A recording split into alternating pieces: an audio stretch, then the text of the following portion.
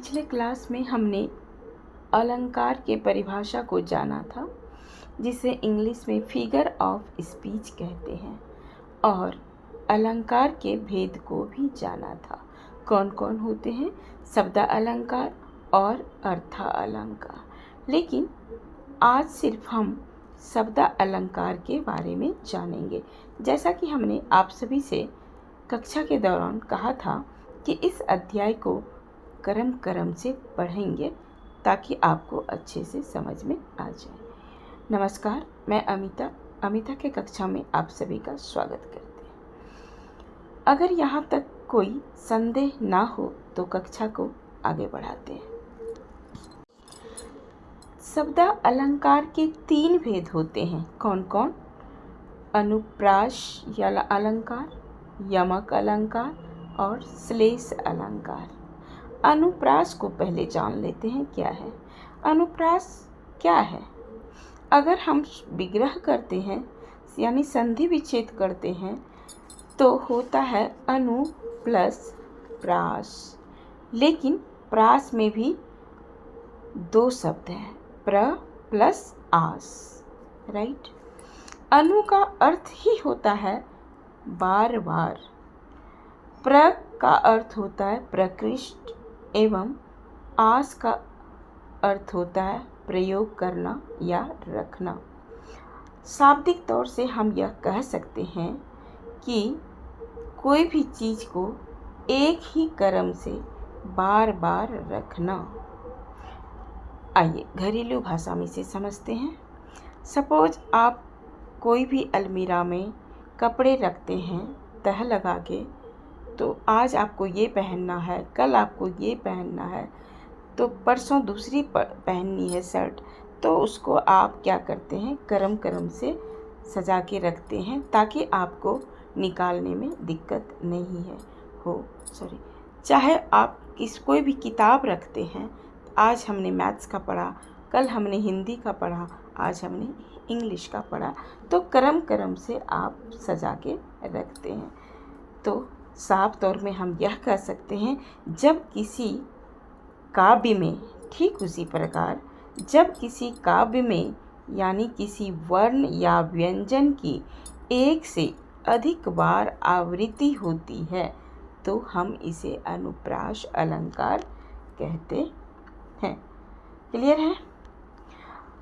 आइए जान लेते हैं इस परिभाषा के बारे में। परिभाषा हमें क्या कहती है?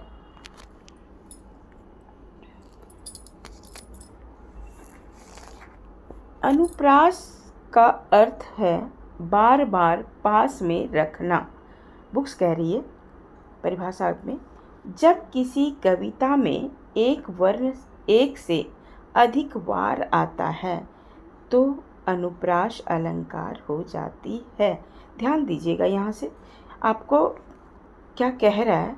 यहाँ अगर आप नहीं समझे ना, तो कितना भी आपके साथ उदाहरण प्रश्न आ जाए ना, प्रश्न में आप नहीं लिख पाएंगे, क्योंकि जब आपको डेफिनेशन परिभाषा ही नहीं पता होगा तो आप एग्जाम्पल की तो एक होते नहीं है, बहुत होते हैं, कैसे समझिएगा। ध्यान दीजिएगा क्या कह रहा है, बार बार पास में रखना। यानी कोई भी आपकी कविता होगी, एक पैराग्राफ उठा के आपको प्रश्न में पूछे जाएंगे, उसी में से एक स्टैंजा में यह वर्ण जो है कविता में एक से अधिक बार आए तो यह अनुप्रास अलंकार होती है।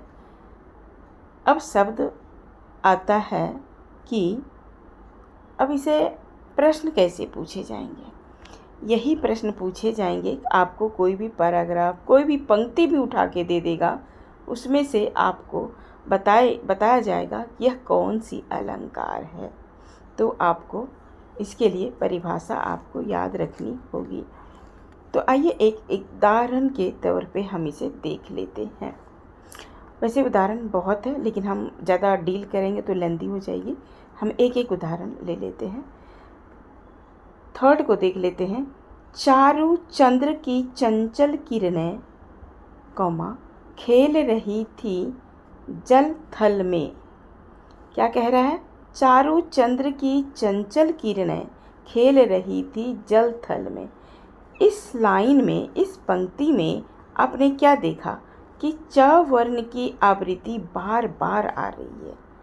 तो जहाँ बार बार आ रही है उसे हम अनुप्रास अलंकार कहते हैं। कैसे पता चला? चारु च आया, चंद्र च आया, चंचल च आया। तो एक लाइन में, एक पंक्ति में 3 बार आ गया। क्या आया? च च च च। यह कविता किसकी रचना है? यह है आचार्य हजारी प्रसाद द्विवेदी जी की। लेकिन मैथिली शरण गुप्त ने प्रकृति की सुंदर धाराओं का वर्णन किया है कि रात के समय आकाश में चंद्रमा खिला है। उसे देखकर ऐसा प्रतीत हो रहा है कि मानो वह अपनी किरणों से जल और थल मतलब धरती से खेल रहा है। जब चंद्रमा का निर्मल प्रकाश पृथ्वी पर फैलता है तो पृथ्वी उसे पावन होती है, पावन सुंदर होती है। आपने देखा होगा कि अमावस्या के दिन जब चंद्रमा उगती है तो हमेशा रात में भी उजाला होती है। तो कितना अच्छा लगता है कि जहाँ भी हम कहीं भी बाहर भी जाते हैं, रोड पे भी चलते हैं, सड़क पे, तो उजाला ही उजाला नज़र आती है। तो कितना अच्छा लगता है। हालांकि हम यहाँ कविता को डील नहीं कर रहे हैं क्योंकि कविता हमें नहीं पढ़ रहे हैं, हम पढ़ रहे हैं अनुप्रास। मैंने यहाँ आपको बता दिया कि यह अलंकार अनुप्रास अलंकार होती है। क्या? क्यों? जो पंक्ति हो, चाहे कविता हो, जो शब्द बार बार आए, जो व्यंजन वर्ण जो है बार बार आए, वह अनुप्रास अलंकार कहलाती है। यहाँ तक क्लियर है? चलिए आगे बढ़ते हैं। नेक्स्ट है यमक। यमक में क्या कह रहा है परिभाषा? जब किसी एक शब्द एक से अधिक बार प्रयोग हो तथा प्रत्येक स्थान पर उसके अर्थ में अंतर हो तो यहाँ यमक अलंकार होता है। अनुप्रास में क्या था? बार बार, ठीक है, किसी भी पंक्ति में जो व्यंजन वर्ण हो, स्वर वर्ण हो, कुछ भी बार बार आए उसे हम अनुप्रास कहते हैं।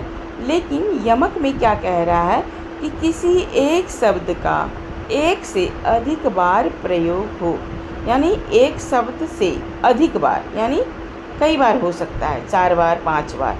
लेकिन और क्या है इसमें? प्रत्येक स्थान पर उसके अर्थ में अंतर हो, यानी डिफरेंट हो। बार बार शब्द तो आएंगे, 1 से 5 बार आएंगे, 6 बार आएंगे, 7 बार आएंगे, लेकिन सब का अर्थ जो है अलग अलग होगा। उसे हम यमक अलंकार कहते हैं। आइए एक उदाहरण को ले लेते हैं।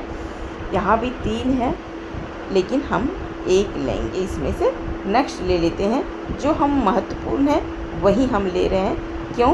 क्योंकि अक्सर प्रश्न में यही पूछे जाते हैं, तो हम उसी को आपको समझा रहे हैं। उदाहरण में है, माला फेरत जुग भया, मिटा न मन का फेर, कर का मन का डारी दे, मन का फेर। अब 2 लाइन का पंक्ति है, दोहा है। यह दोहा हमारे संत कबीर दास जी का है, सबको पता है। अब इसका अर्थ क्या कह रहा है कि माला फेरत जुग भया, कह रहा है माला फेरते हुए युग बीत गया, ठीक है, लेकिन मन का फेर नहीं मिटा। हाथ की माला छोड़ो और मन की माला फेरो। कई आप देखे होंगे ढोंगी बाबा को, जो मंदिर हो, जो रास्ते में है, माला हाथ में फेर तो रहा है 108 बार रुद्राक्ष की, लेकिन उसका ध्यान कहीं और भटक रहा है। जैसे पढ़ा रहे हैं हम आपको, लेकिन आपकी ध्यान कहीं और है। हमें वहाँ जाना है, हमें यहाँ आज ये खाना है, आज वो खाना है, कि नहीं? वही कह रहा है। लेकिन मेरा कहने का अर्थ यह है कि जो भी कार्य कीजिए फोकस उसी पे कीजिए। हम सपोज अगर पढ़ रहे हैं तो पढ़ रहे हैं, सिनेमा देख रहे हैं तो सिनेमा पे फोकस कर रहे हैं, खेल खेल रहे हैं तो खेल पे फोकस कर रहे हैं, राइट। तो वही कह रहा है कि माला फेरत युग गया, फिर से हम डील कर रहे हैं, मैं डील नहीं करना। तो यहाँ कहने का यहाँ अर्थ है कि यहाँ मन का शब्द जो है 2 बार प्रयुक्त हुआ है, लेकिन दोनों का अर्थ अलग है, यानी भिन्न है। मैंने जैसा बताया कि परिभाषा भी हमें यही बता रही है कि एक ही शब्द बार बार आएंगे, लेकिन दोनों शब्दों का अर्थ अलग अलग होगा। एक का अर्थ है हार का, मन का मतलब क्या होता है, माला का दाना, जो मैंने बोला रुद्राक्ष का 108। मन का मतलब होता है माला का दाना, और एक का अर्थ होता है हार का, और दूसरे का अर्थ क्या होता है, मन का मतलब तन का, मन मतलब तन माने हृदय का। तो यहाँ आपने देखा एक ही मन, 3 मन लिखा हुआ है, लेकिन तीनों का अलग अलग प्रयोग हुआ है। क्या है, माला का दाना, दूसरे का हृदय का, और तीसरे का हार का। इसे ही हम यमक अलंकार कहते हैं। आई होप कि आशा करती हूँ कि आपको समझ में आ गई होगी। ठीक है, चलिए तीसरा है श्लेष अलंकार। श्लेष अलंकार को देख लेते हैं। क्या है परिभाषा, जहाँ एक शब्द का प्रयोग तो एक ही बार हो, परंतु उसके अर्थ एक से अधिक हो। क्या कह रही है, जहाँ एक शब्द का प्रयोग एक ही बार हुआ है, कोई भी शब्द जो है एक ही बार प्रयोग हुआ है, लेकिन उसके अर्थ जो है एक से अधिक हो। सपोज पर्यायवाची शब्द, लग रहा है ना कि एक ही पानी का पर्यायवाची बहुत होता है, वही कह रहा है श्लेष अलंकार में। शब्द एक ही बार प्रयोग होगा, लेकिन उसके अर्थ जो है एक से अधिक हो, वह श्लेष अलंकार कहलाता है। जैसे पहला को देख लेते हैं उदाहरण को, रहीमन पानी रखिए बिनु पानी सब सून, पानी गए न उबरे मोती मानुष चून। यहाँ पानी के शब्द का 3 अर्थ हैं। पहला है पानी का अर्थ, पहली लाइन में क्या है, मोती का पानी यानी चमक, यानी जो मोती होती है उसका जो पानी होता है, जो मोती पानी क्या जल नहीं, मोती को जो ज्वेलर्स लोग होते हैं उसके ऊपर जो उसका पेंट चढ़ाया हुआ है वो चमकता है। अगर मोती को हम पेंट नहीं करेंगे तो वह चमकेगा ही नहीं। तो यहाँ मोती का अर्थ क्या हो गया, पानी का चमक। और दूसरा है मनुष्य बिन पानी सब सून। मनुष्य का पानी कब चमकता है, जब उसके पास नम्रता हो, जब उसके पास सम्मान हो, तब मनुष्य कहलाता है कि यह मनुष्य काफ़ी शिष्टाचार है, इसका आचरण अच्छा है। तो यहाँ पानी का अर्थ क्या हो गया, सम्मान। और थर्ड हो रहा है चूने का पानी, मानुष चूने का पानी यानी जल, है ना।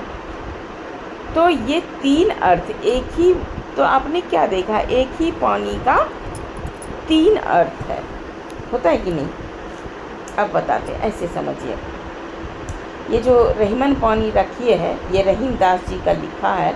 तो इसका अर्थ है कि पानी का तीनों अर्थों में प्रयुक्त अलग अलग तरीके से हुआ है। किसी में मनुष्य का विनम्रता सम्मान से लिया है, और किसी को चून से लिया है, चून, और किसी को मोती से लिया है। चून का अर्थ होता है आटा, यहाँ लेकिन चून में क्या है, पानी। चून का अर्थ क्या होता है, आटा। अब मैं आपसे एक सवाल पूछती हूँ कि आटा को जब तक हम पानी डाल के नहीं मिलाएंगे तो क्या हम रोटी खा सकते हैं। अगर जब हम रोटी ही नहीं खा सकते हैं तो वह आटा बेकार है। ठीक उसी प्रकार मनुष्य में अगर विनम्रता नहीं है, तो इज्जत सम्मान नहीं देता है, तो मनुष्य क्यों, फिर वो मनुष्य बेकार है। ठीक उसी प्रकार मोती है, अगर मोती में उसमें ऊपर पेंट नहीं किया हुआ है, चमक नहीं रहा है, तो वो मोती जो है माला बेकार है। इसी तरह आपको समझना होगा, यही है श्लेष अलंकार। तो आपने मूल रूप से देखा कि पानी का अर्थ जो है जल, मोती का यमक चमक हो गया और सम्मान हो गया मनुष्य के संदर्भ में। अर्थात मोती जो है बिना चमक का बेकार है, मनुष्य जो है बिना विनम्रता और सम्मान का बेकार है, और चून जो है आटे में अगर हम पानी नहीं मिलाते हैं तो इससे रोटी नहीं बन सकती है, वरना सूखा आटा जो है किसी काम का नहीं है, यानी यह चून जो है पानी बेकार है। समझ में आ गई होगी। चलिए, अगर और समझना है तो बताइएगा क्लास को, फिर अगले क्लास में हम इसको और अच्छे से डील करके आपको वर्णन करेंगे, इसको और समझाएंगे। अगर नहीं समझना है, फिर अगर यहीं तक समझ में आ गई है बहुत अच्छी बात है, और आप कमेंट कीजिएगा। कमेंट करने से हमें मोटिवेट मिलती है और हमें एक जिज्ञासा बढ़ती है कि हमें आपको कहाँ समझ में नहीं आई और कहाँ समझ में आ गई। घबराइए मत, डरिए मत, मैं भी आप ही की तरह इंसान हूँ। तो चलिए, अगर आपको यहाँ तक आज की वीडियो अच्छी लगी हो तो लाइक, सब्सक्राइब और शेयर करें। तो मिलती हूँ अगली कक्षा में। आज के लिए इतना ही, तब तक के लिए take care and bye bye.